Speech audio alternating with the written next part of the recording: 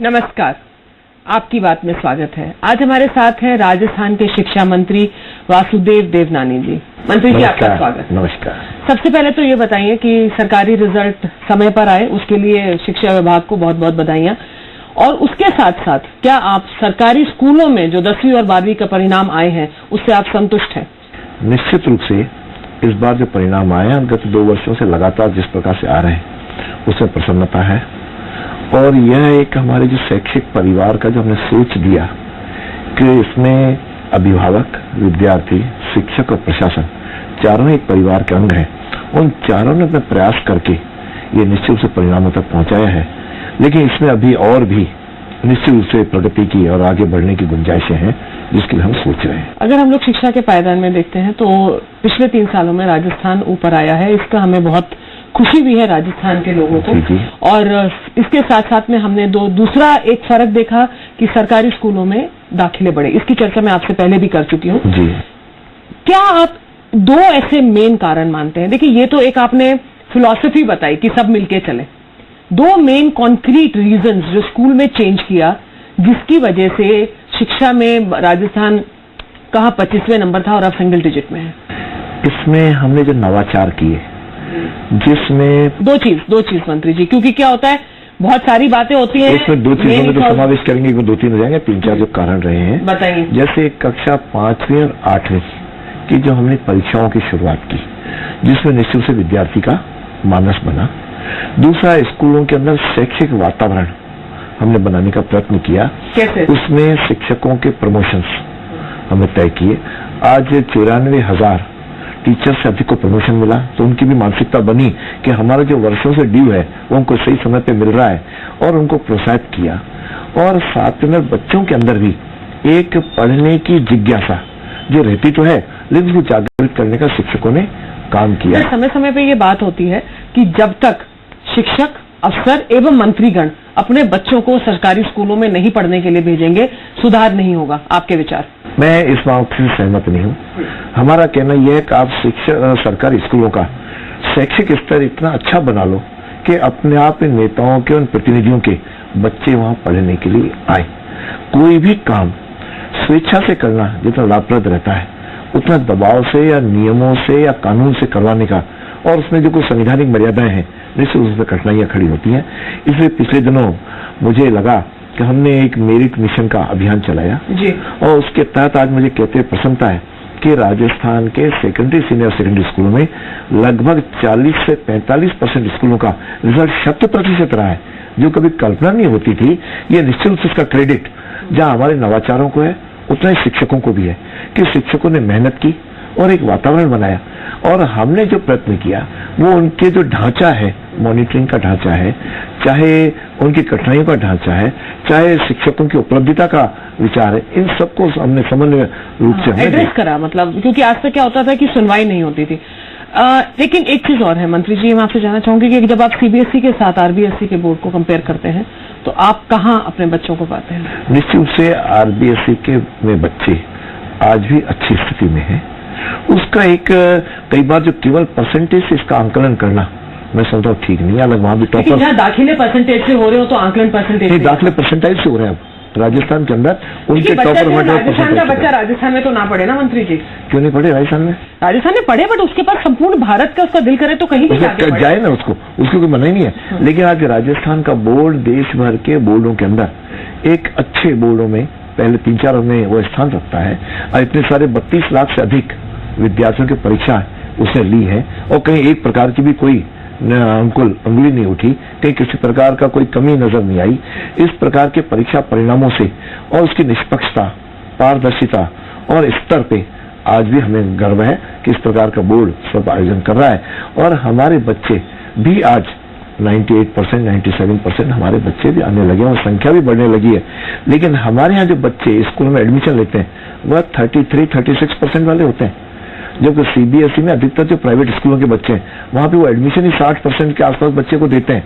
तो निश्चित रूप से थोड़ा सा गैप तो रहेगा, लेकिन आज गैप को हम कंप्लीट कर रहे हैं। जिस पर मुझे लगा इस बार जो 12वीं का परीक्षा के परिणाम आए हैं, निश्चित रूप से वो कई प्राइवेट स्कूलों से भी हम आगे बढ़ गए। बेहतर ये एक मेरे दो स्वस्थ कंपटीशन है। मैं इसको नहीं कहता कि प्राइवेट स्कूल अपना काम कर रहा है, हम लोग अपना काम कर रहे हैं, स्वस्थ प्रतिस्पर्धा है। प्राइवेट और उनका हमको सहयोग आवश्यक है। काम करना पड़ेगा भारत के लोगों के लिए, चाहे स्कूल एजुकेशन हो चाहे हायर एजुकेशन हो। बिल्कुल ठीक। मंत्री जी, एक पीछे चर्चा में एक प्रश्न उठकर आया कि जो अपने जो 5वीं क्लास के एग्जाम हुए हैं, जिसके अंदर की 2 पेपर्स का मैं जिक्र करूंगी, और वो है मैथमेटिक्स और एनवायरमेंटल एजुकेशन। इसमें इस बार पेपर केवल हिंदी में छप कर आया। उर्दू का जो पेपर छपा वो केवल मदरसों के लिए, उर्दू मीडियम स्कूल्स के बच्चों को हिंदी में पेपर देना पड़ा। क्या ये बात सिंधी में भी जो बच्चे पढ़े हैं अपनी मातृभाषा करके, क्या ये बात उनके लिए भी सच है? उनके भी सत्य है। 1ली से 5वीं में केवल जो है हिंदी ही भाषा ही, क्योंकि जो बच्चे ने अपनी उसको सिंधी या उर्दू में पढ़ा है वो उस भाषा में पेपर क्यों नहीं देगा? तीसरी भाषा 6ठी पे लागू होती है, 6ठी से 8वीं और उसके बाद 10वीं तक जाती है। 1ली से 5वीं में मीडियम स्कूल होते हैं और ये बिल्कुल अलग है। लेकिन अभी सरकारी स्कूलों के अंदर हमारे यहाँ हिंदी और अंग्रेजी 2 ही भाषाएं 1ली से 5वीं में भाषा का ज्ञान कराते हैं। बच्चे की कितना बोझ डाला जाए, बच्चा अपनी मातृभाषा उर्दू अपने घर में सीख लेता है। स्कूल में 6ठी से आके ही उसकी भाषा चयन का अधिकार है, पंजाबी ले, उर्दू ले, संस्कृत ले, वो उसको स्वतंत्रता है।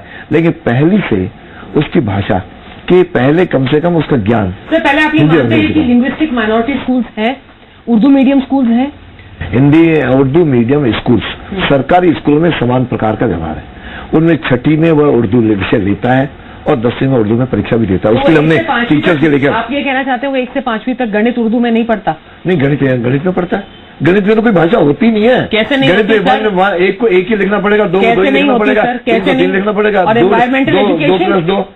अरे एनवायरमेंट हिंदी को समझता है, हिंदी में पढ़ता है, उसकी अलग से भाषा का ज्ञान होना चाहिए। वो भाषा का ज्ञान आकर के 6ठी में लेता है, बाकी घर में। जब ये स्कूल्स मर्ज हुए तो बहुत सारे उर्दू मीडियम स्कूल्स को हिंदी मीडियम स्कूल्स में मर्ज कर दिया गया। आज उर्दू टीचर्स की शायद वैकेंसी बहुत कम कर दी गई है। ये गलत है। क्या आज भाजपा की सरकार उर्दू की भाषा को साइडलाइन करिए राजस्थान में? हम आपसे जानेंगे एक छोटे से ब्रेक के बाद। हम ब्रेक के बाद अभी वापस आते हैं, हमारे साथ रहिएगा।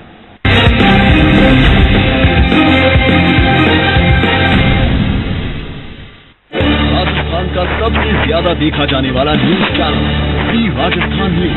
दी राजस्थान न्यूज, खबरों में दम, सबसे आगे।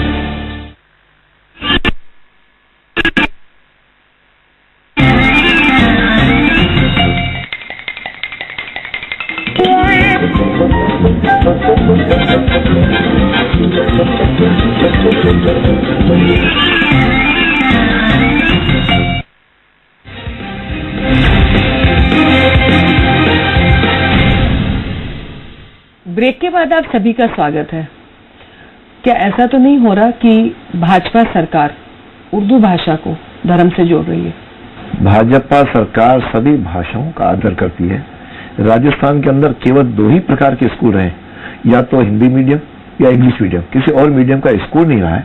भाषा की सिखाने की व्यवस्था रही है और जो हमारे नियमों के तहत, संविधान के तहत है, और तीसरी भाषा उनको सीखने का। 2012 से पहले, 2012 में तो सीसी लागू हो गया था। 2012 से पहले ये वाले जो क्लास 5th के जो पेपर्स होते थे, इसमें उर्दू के टीचर्स बैठते थे और उर्दू का पेपर होता था। तो पैटर्न अब हमने छोड़ दिया, मैं ये मान लूं? नहीं, उसमें 2012 के पहले होता था, उसकी मैं पूरी अभी आपसे चर्चा नहीं कर सकता, मेरी जानकारी में नहीं है। लेकिन इतना कह सकता हूं कि जो परंपरा आजादी के बाद से राजस्थान में चलती आ रही है, वही हमने किसी भी व्यवस्था को बंद नहीं किया है। उसी प्रकार के स्कूल चल रहे हैं और भाषा ये लड़कों का, बच्चों का लेने का अधिकार है। जहां भी 6ठी के बाद बच्चे कहते हैं हमारे उर्दू की, मेरे को तो कई उर्दू के अध्यापक ऐसे हैं जिनके स्कूलों में जो हमने लगाए थे हमारे पास आ गए, वहां पे विद्यार्थियों की संख्या 0 है उर्दू पढ़ने वालों की। मेरे पास तो ये शिकायतें आ रही हैं और आप कह रहे हैं उर्दू के अध्यापकों में कमी है। उर्दू के अध्यापक हमारे पर्याप्त मात्रा में। आप तो लाएं कहाँ कमी है, मुझे बताएं, मैं वहां लगा दूंगा। मुझे तो अभी आप पिछली सरकार ने, चाहे हमारी सरकार ने, समय के अनुसार जो मापदंड है उस अनुसार हमने लेक्चरर्स की भी भर्ती की है, 2nd और 3rd ग्रेड की भी की है। अभी 3rd ग्रेड में तो इस प्रकार की भाषा का कोई प्रोविजन ही नहीं है। 3rd भाषा में ये भी इस बार हमने लेवल 1 और लेवल 2 के किया, और लेवल 2 के अंदर भाषा को हमने लिया है, जिसके अंदर हम रीट के जो लेवल 2 के उसके हम नियुक्ति करने के लिए जा रहे हैं। कभी भाषा तो कभी राजस्थान में विवाद का विषय रहा ही नहीं। विवाद का विषय रहा है जी भगवाकरण शिक्षा का, और जब से आपने पद संभाला है ये बार बार आपके ऊपर ये आरोप लगाए जा रहे हैं। ये आरोप एक बहुत हद तक इस साल में कम पड़ गए हैं। उसका एक कारण ये रहा कि रिजल्ट बहुत अच्छे रहे, ये मैं मानती हूं। अगर आज रिजल्ट अच्छे नहीं रहते और उसके बाद हमें पता चलता कि वो नेहरू जी को 8वीं की कक्षा से गायब कर दिया है, फिर आप कहते जी हमने तो 9वीं में दे दिए उनको जगह, और हम लोग तो आज तक जो कांग्रेस सिखाती आई हम उसको अलग सिखाएंगे, ये सारी चीजें, क्योंकि एक रिजल्ट बहुत अच्छा रहा है, सरकारी स्कूलों में दाखिले बढ़ रहे हैं, तो आपको फिर भी इसके लिए एक कहते हैं ना लीवरेज मिल जाती है। लेकिन सर मैं एक चीज जानना चाहूंगी, चलिए लाइब्रेरीज अपग्रेड कर रहे हैं, आरएसएस की, राइट विंग की, साधु संत प्रचारकों की किताबें लगा रहे हैं, बैलेंस होना जरूरी है, बच्चे को दोनों चीजें पता होनी चाहिए, बाकी फिर बच्चा अपने आप समझ जाएगा और सीख जाएगा कि शायद सत्य क्या है। मेरा प्रश्न सिर्फ एक है सर, हो सकता है 2 साल बाद कांग्रेस की सरकार राजस्थान में है, इसकी कोई संभावना नहीं है, तो क्या फिर ये सारी किताबें रद्दी में फेंकी जाएंगी और वापस हमारे पैसे से कांग्रेस नई किताबें प्रिंट करवाएगी? पहली बात तो जो आपने कहा कि 2 साल बाद कांग्रेस के शासन आने की फिलहाल कोई संभावना नहीं लगती, लेकिन मेरा मानना है कि जो आपने नेहरू जी, भगवाकरण इत्यादि शब्दों का उपयोग किया जी, मुझे लगता है कि भगवा का शब्द का एक राजनीतिक प्रेरित शब्द बन गया है। भगवा का अर्थ त्याग, और नहीं बनाया नहीं, पहले ये मीडिया ने और बाकी कुछ जो रुचिकर विषय रखते हैं तथा कथित, मैं कहता हूं कि जिनका कहीं सेल्फ इंटरेस्ट है, उन्हीं लोगों ने इस शब्द का उपयोग ज्यादा किया है। जैसे भगवा का अर्थ है त्याग और समर्पण, क्या वो भगवा को जो है क्या पहने हुए साधु को प्रणाम नहीं करते हैं? कांग्रेसी भी करते हैं, सभी लोग करते हैं। क्या भगवा रंग से वो मंदिर जाते हैं तो भगवा ध्वजा नहीं है जिसको वो नमस्कार करते हैं? तो ये एक भगवा शब्द को एक राजनीतिक प्रेरित शब्द बना दिया है जो को वास्तव में नहीं है। दूसरा आपने कहा कुछ आरएसएस के शब्द, आपने क्या आरएसएस देशभक्ति नहीं सिखाता? क्या आरएसएस संविधान के अंतर्गत संगठन काम नहीं करता? सबसे ज्यादा मतलब आज ऐसी चर्चा क्यों की जाती है? मुझे वामपंथियों की चर्चा नहीं करोगे क्यों? आप लोग से प्रभावित है। मैंने तभी आपसे जो प्रश्न पूछा, मैंने आपसे प्रश्न ही ये पूछा कि मैं पूछूंगी नहीं आप ये किताबें क्यों लगा रहे हैं, बच्चे को दोनों चीजें आनी चाहिए। मैं आपसे ये पूछ रही हूँ कि जो ये अब आप ये किताबों में 7वीं से आगे सब चेंजेस करे हैं, क्या 2 साल बाद ये किताबें रद्दी में जाके कांग्रेस नहीं छपाएगी? पैसा हमारा होता है सर, पैसा जनता का है, निश्चित रूप से सरकार इस तरह से ट्रीट करती है जैसे उनका अपना पैसा। अब वो क्या करेगी? मैं समझता हूँ भगवान उनको सद्बुद्धि दे कि वो इसको चेंज न करे, इतना ही कह सकता हूँ। एक चीज मैं आपसे जानना चाहूंगी सर, क्यों विद्यार्थी को, मेरे को एक ही वाक्य कहना है, विद्यार्थी को हमेशा अच्छा नागरिक बनाना, अच्छा देशभक्त बनाना के लिए सारे कितनी राजनीतिक पार्टियों सबका एक ही विचार होता है कि मेरे इस बालक बालिका को मैं श्रेष्ठ राजनीतिक शिक्षित संस्कारित करना। केवल शिक्षित नहीं, शिक्षित पैकेज देने वाले विद्यार्थी बहुत हैं जो आज जो है ना, आज माँ बाप भी उनसे परेशान है और देश भी, समाज परेशान है। सोशल साइंस की ये कहती हैं कि हिंदी देश की कॉन्टैक्ट लैंग्वेज है, एक ऐसी भाषा है जो एक ही सूत्र में संपूर्ण भारत को बांधती है। तो क्या आप उसमें साउथ इंडियन थिंकर्स के भी 2 तर्क रखते हैं कि हम ये नहीं मानते?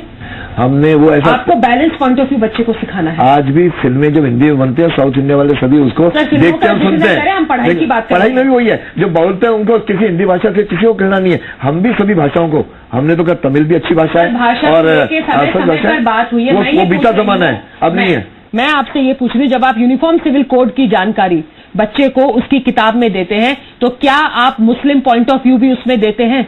मुस्लिम भी इस देश के नागरिक हैं। सिविल कोड, आप 3 तलाक की बात अब चल पड़ी ना, अब ये धीरे धीरे सभी बातें आ रही हैं, हम नहीं ला रहे हैं, उनके वहां की महिलाएं ला रही हैं कि हम 3 तलाक बंद होना चाहिए। देवनानी साहब, आप टीचर रह चुके हैं, मैं केवल ये पूछ रही हूँ कि जब किताब में हम बच्चों को पढ़ा रहे हैं तो क्या आप कॉन्ट्ररी पॉइंट ऑफ व्यू भी उसमें छपवाते हैं या नहीं? बाकी बच्चा अपने आप डिसाइड करेगा, टीचर अपने तरीके से पढ़े। इसमें न पक्ष होता है न विपक्ष, कॉन्ट्ररी तो नॉलेज होता है। इसमें कॉन्ट्ररी बात की नहीं, जो सत्य है वो सत्य है, अब जो सही सत्य बोलना चाहिए आपको होगा, सत्य भी ऐसा होता है, इसके पढ़ाने की आवश्यकता है। कहीं पर ये लिख देते हैं कि ये यूनिफाइंग है और धर्म से ऊपर होना चाहिए और यहाँ पर कि इसमें मुस्लिम महिलाओं का उत्थान है, तो ये पॉइंट ऑफ व्यू है सर? ये पॉइंट, ये तो सत्य है जिसको महिला उत्थान के बारे में संविधान जो कहता है वो है, और बाकी वो माने, बाकी तो चर्चाएं होती है। चर्चा सब में पढ़ाने के विषय में विद्यार्थी को सही नॉलेज होना चाहिए और सही नॉलेज में सत्य भी उसको वहां से उसको परिचित कराया जाना चाहिए। हम करा रहे। अब इतिहास, जैसे मैं कई बार कहता हूँ आपको सत्य, अब यदि गुलामी के काल में कुछ इतिहासकारों ने लिख दिया कि महाराणा प्रताप नहीं जीते, हल्दी घाटी का युद्ध हारे या अकबर महान थे, तो क्या हम उसी को पढ़ाएंगे? आजादी के बाद भी कई देशों का इतिहास पढ़ लो, सारे देशों ने अपने इतिहास को अपने देशानुकूल उसको बनाए, जो सत्य है उसको उसके आधार पर बताए, तो हम क्यों नहीं पढ़ाएंगे? भाजपा अब इतिहास को देशानुकूल भाजपा वह है सत्य को हिसाब से पढ़ाएगी, वो सत्य है और उसको देश के लिए जो है, जो इस देश में सत्य हुआ है उसको पढ़ाएगी और बताएगी। और इसलिए उन्होंने आखिर आप हमें तो भाजपा तो करें, मुझे बताइए कि कांग्रेस ने आज डॉक्टर अम्बेडकर को क्यों नहीं पढ़ाया? वीर सावरकर के पाठ में काली क्यों पोती? उन्हें भगवान महावीर को क्या कहा जो मैं शब्द मुंह से नहीं ले सकता? तो उस समय तो आप लोगों ने कुछ नहीं किया। आज हम उसको ठीक कर रहे हैं। सीट लेकर ऑपोजिशन में बैठी है, मेरे प्रश्न भाजपा से ही रहे। तो भाजपा सही कर रही है ना, भाजपा कर रही तो उसको अप्रिशिएट करो। अच्छा चलिए सर, ये जो भगवाकरण जिसको हम कह रहे हैं और इसका क्या इफेक्ट रहेगा वो तो आने वाले वर्षों में हमें पता चलेगा। और आपकी वाली बात है कि बच्चे के सामने दोनों तथ्य रखने चाहिए, जिसको कथित लेफ्ट विंग और राइट विंग। लेकिन मेरा अगला प्रश्न ये है आपसे जी कि आखिर क्या बात है कि 3rd ग्रेड टीचर्स की ट्रांसफर नहीं खुल रही है, टीचर्स खासे परेशान है। ये हम आपसे जानेंगे एक छोटे से ब्रेक के बाद। हम ब्रेक के बाद अभी वापस आते हैं। आप लोग देख रहे हैं आपकी बात।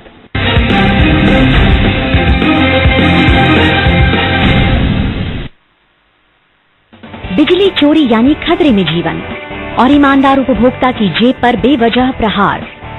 तभी तो सरकार ने किया है विद्युत चोरी निरोधक दस्तों का गठन, जो है सिर्फ आपकी मदद के लिए। इनका सहयोग करिए। याद रखिए, बिजली चोरी बड़ी वजह है जान माल के नुकसान की। सरकार को होता है करोड़ों का नुकसान। प्रदेश के विकास में भागीदारी निभाएं। बिजली चोरी रोकने में सहयोग करें। चोरी की सूचना देने हेतु डिस्कॉम के टोल फ्री नंबरों पर डायल करें। ऊर्जा विभाग राजस्थान द्वारा जनहित में प्रसारित।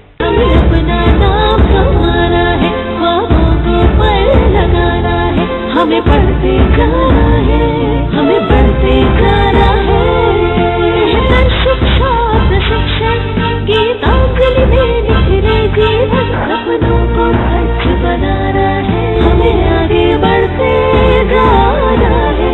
Geetanjali Institute of Technical Studies. If your college is right, your future is bright.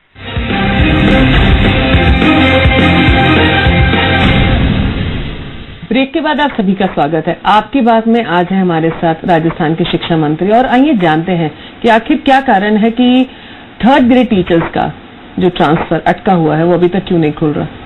क्योंकि जी बार बार इस चीज पर प्रश्न हो रहा है, क्या बात है? निश्चित रूप से 3rd ग्रेड की जब भर्ती शुरू हुई, अभी उसमें कई प्रकार के कोर्टों के निश्चित रूप से हमारे पास उसके बंधन थे। अब धीरे धीरे सॉल्व होने शुरू हुए। जैसे हमने रीट की परीक्षा की और उसके पहले 2012 वाली भी चल रही है, 2013 वाली भी कई बार कानूनों में अटकी हुई है। अब उससे हम समाधान करते हैं। 2012 का समाधान हो गया, 2013 का भी अगले सप्ताह तक हो जाएगा। तो मुझे लगता है उसके बाद ट्रांसफर करना कि कहाँ कितने वैकेंसीज हैं, उस प्रकार से आंकलन करके निश्चित रूप से हमारे करने का मानस है। हम राहत उनको देंगे। और वैसे भी 3rd ग्रेड एक डिस्ट्रिक्ट कैडर है। हाँ, तो डिस्ट्रिक्ट के अंदर ही करना, तो डिस्ट्रिक्ट के अंदर हम निश्चित रूप से करेंगे। और कुछ एक्सेप्शनल केसेस होंगे तो उसके बारे में सरकार एक नीति बना करके उसके आधार पर करेगी। सर, रेजिडेंशियल ट्रेनिंग कैंप्स आपने लगाए और विरोध भी हुआ। भीषण गर्मी में लोगों ने कहा हमारे पास फैसिलिटीज नहीं है, महिलाओं के लिए पूरी फैसिलिटीज नहीं है। कहते हैं भीषण गर्मी के चलते एक तो शिक्षक की मृत्यु भी हुई। शिक्षक के लिए प्रशिक्षण आवश्यक है और वे प्रशिक्षण निश्चित रूप से वह आप गर्मी की छुट्टियों में या दीपावली की छुट्टियां, सर्दी की छुट्टियां 3 ही होती हैं। तो दीपावली में तो करना मत। दीपावली में नहीं करेंगे और तो विरोध होगा। गर्मी की छुट्टियों में कहीं विरोध नहीं हो रहा है। गर्मी की छुट्टियां चूंकि लंबी होती हैं और केवल मिला के 6 दिन का प्रशिक्षण है, बाकी तो उनके पास 34 से नहीं, और वह भी रोटेशन में आना है। तो हमने टीचर्स के लिए जब आग्रह किया, वैसे ये प्रशिक्षण गत वर्ष होने शुरू हुए। 3rd ग्रेड के वो इस बार शुरू हुए SIQ के अंतर्गत। नहीं, पिछली बार भी रेजिडेंशियल चल रहे हैं। रेजिडेंशियल 2nd ग्रेड के विषय अध्यापकों के चल रहे हैं, वो पिछली बार भी थे। लेकिन रेजिडेंशियल इसीलिए कि अदरवाइज टीचर जो समय पे आता है और शाम को निश्चित रूप से जल्दी जाता है, क्यों उसे गांव जाना होता है। रेजिडेंशियल रहेगा तो वो आने और जाने में निकल जाता है। एक तो आने जाने में निकलता है, दूसरा फिर जब रात्रि को या शाम को रहता है तो उसमें आपस में सामूहिक जीवन जीने का स्वभाव भी आता है, चर्चाएं भी विषयों पे करता है और एक दूसरे के विचारों के साथ अवगत होता है। उससे जो सामूहिक बात उभर करके आती है, उसके लिए आवास की आवश्यक है। इनकी जो कठिनाई थी प्रारंभ में वो भी नीचे शुरू होती है, तो निश्चित रूप से एक लोगों को लगता है कि हमारी आजादी में हमें कुछ काम करना पड़ेगा, एक मानव स्वभाव है वो आता है। मैंने उनके साथ भी बात की। सर, एक चीज आप मुझे बताइए कि अक्सर जब भी ये कई बार खबरों में भी निकल कर आता है, खुद भी बात होती है, मैं खुद कई बार शिक्षकों से बात करती हूँ, मुझसे भी क्या प्रॉब्लम है आप लोगों को, सरकारी तंत्र में अपने को किस चीज की आवश्यकता है या आपको क्या तकलीफ है। सर शिक्षक अक्सर एक ही बात करते हैं, आप भी शायद इस चीज से वाकिफ होंगे कि जी ट्रांसफर नहीं मेरी ठीक जगह हुई थी। क्या सर शिक्षा, सरकारी शिक्षा केवल ट्रांसफर तक सीमित? ऐसा मैं नहीं मानता, और शिक्षक भी सभी ऐसा मानते हैं, ऐसा मैं नहीं स्वीकार करता। कुछ शिक्षक करते हैं, एक मानव स्वभाव है, लेकिन साथ के अंदर शिक्षक के नवाचारों का सुझाव। कल ही मैं लीडरशिप कैंप में गया, इस बार मैं 3-4 कैंप में गया जो हमने प्रिंसिपल्स का लगाया है। वास्तव में कई प्रकार के पॉजिटिव सुझाव देते हैं, वो सीख रहे हैं। एक टीचर को जब वो प्रिंसिपल बनता है तो वास्तव में सिर्फ क्या क्या गुण होना चाहिए, जैसे मैंने कहा चैरिटी बिगिंस फ्रॉम होम, उसके साथ शुरुआत की। सर आपने तो ये भी कहा, मैं यूं का यूं कोट करूंगी, पाँव में चक्कर, मुंह में शक्कर, सर पर बर्फ और दिन में आग है।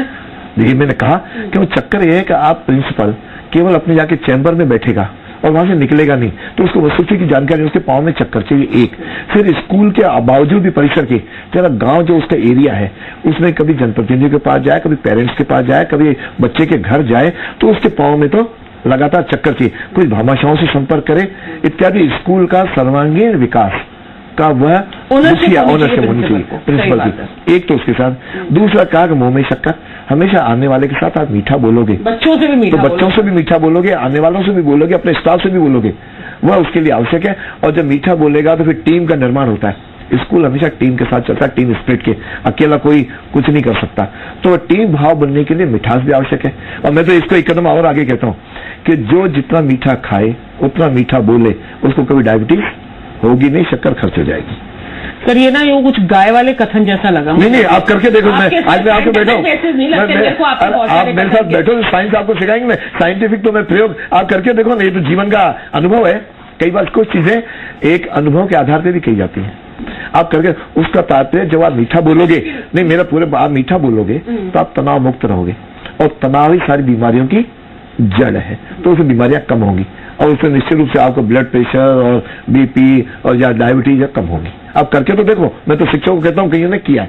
तीसरा जो आपने कहा सर पे बर्फ, आपको बिल्कुल दिमाग ठंडा रख के विचार करोगे तो गंभीरता से निर्णय भी ले पाओगे, और हृदय में काम करने की तड़फन वह होनी चाहिए। इसको मैंने सारे लीडर्स को भी कहा है, और आगे भी मैं इस प्रकार का निश्चित रूप से कहता आया हूँ, और अपने आज नहीं मेरे सामाजिक संगठन में भी कहता हूँ, अपने कॉलेज में मैंने प्रयोग किया है, जिसके आधार पे मेरे कॉलेज को सर्वश्रेष्ठ संस्था के रूप में अवार्ड भी मिल चुका है। I would try my best. Devnani साहब, शिक्षक और प्रिंसिपल्स ये कहते हैं कि जो हम लोग सुझाव देते हैं, सुनता बहुत अच्छे से है जनप्रतिनिधि, लेकिन लागू नहीं होते। एक ऐसा सुझाव जो आपने प्रिंसिपल्स का दिया हुआ लागू करा और उसका बेनिफिट मिला? मैंने 2-3 सुझाव, एक नहीं। जैसे ये आवासीय प्रशिक्षण हुए, उन्होंने कहा सर स्कूलों में व्यवस्थाएं नहीं है। मैंने तुरंत निर्णय किया किसी भी स्कूल में प्रशिक्षण शिविर नहीं होगा, या तो छात्रावासों में होगा या धर्मशालाओं में होगा। दूसरा सुझाव आया कि हमारे लिए जो राशि है वो कम है, जो व्यवस्थाओं में और भोजन की, तुरंत 200 से बढ़ा करके 300 रुपए कर दिया, उससे 10 करोड़ रुपए सरकार का एक्स्ट्रा व्यवस्था करनी पड़ी, वो मैंने की। फिर कुछ लोगों ने कहा कि हमारे बच्चे छोटे हैं, उन महिलाओं का जिनका 6 महीने से छोटा है वो उससे मुक्त होंगी, जिनका बच्चा 3 साल से छोटा है वो गैर आवासीय होगा, वो घर जा सकेगी। इस प्रकार के कई निर्णय। जो रिटायरमेंट का सुझाव आया कि साहब रिटायर हो गया, तो जो 1 साल से जिनका रिटायरमेंट है उनको इससे मुक्त रखा। ऐसे जो सुझाव पॉजिटिव आते हैं, मैं सारे निर्णय में नहीं करता, शिक्षकों को बैठा था। आज देखो सारे शिक्षक संगठनों के साथ मेरा संवाद है, उनके साथ जो फीडबैक आता है निश्चित रूप से उसमें से जो उनके अनुकूल और शैक्षणिक व्यवस्था के अनुकूल, लक्ष्य एक है कि राजस्थान की शिक्षा को सर्वश्रेष्ठ बनाना है, मेरे बालक को श्रेष्ठ बालक बनाना है, संस्कारवान बनाना है, बिल्कुल उसको लक्ष्य में करते हैं। एक आखिरी मेरा बस चलते चलते प्रश्न, हमारे पास 1 मिनट बचा है। एक ऐसी चीज, आप एक ऐसा चेंज जो आप इस साल में लागू करेंगे, जुलाई में जब नया सत्र शुरू होगा, ये सर्वश्रेष्ठ राजस्थान बनाने के लिए केवल एक सुझाव जो आप इमीडिएटली लागू करना चाहते हैं? प्रारंभिक शिक्षा की मॉनिटरिंग सुव्यवस्थित करने के लिए पंचायत एजुकेशन ऑफिसर्स को, जो हमने हर ग्राम पंचायत में एक सीनियर मोस्ट स्कूल को दिया है, उसको निश्चित रूप से ऊर्जावान बनाना, उसकी व्यवस्थाओं में सुधार करना, ताकि प्राइमरी एजुकेशन की गुणवत्ता सुधरे, तो और इस बार तीसरी अपने आप सेकेंडरी सुधरेगी। और उसके लिए जो अभियान अभी एनरोलमेंट का चल रहा है, उसमें एनरोलमेंट भी अधिक करेंगे। और अभी मुझे पसंद है कि 5वीं का जो परीक्षा परिणाम आया है बोर्ड का, इसमें हमारा राजस्थान के लगभग 70% to 75% लोगों का बी ग्रेड आया है। ये एक बहुत बड़ी सुखद अनुभूति है। ये 8वीं तक पहुंचेंगे और मुझे लगता है कि राजस्थान अभी पहले 21वें नंबर पे था जिसमें दायित्व हमारे पास आया था। आज हम पहले 5 राज्यों में आके खड़े हुए हैं और मुझे लगता है निश्चित रूप से हमने माननीय मुख्यमंत्री जी के निर्देशन में हम इसको एक कदम और आगे ले जाएंगे। बिल्कुल जी। और मेरे ख्याल से राजस्थान का हर बच्चा और हर अभिभावक यही चाहता है कि सरकारी स्कूल और हमारी शिक्षा, आरबीएसई के बोर्ड की शिक्षा बिल्कुल ट्रांसपेरेंट और सॉलिड हो, जिसकी वजह से हमारे बच्चों का जो आप कहते हैं संपूर्ण विकास हो सके। आपका बहुत बहुत धन्यवाद मंत्री जी, आपने हमें समय दिया। तो ये थी आपकी बात हमारे शिक्षा मंत्री वासुदेव देवनानी जी के साथ। मैं जल्दी होंगे आपके बीच दोबारा, तब तक जय हिंद।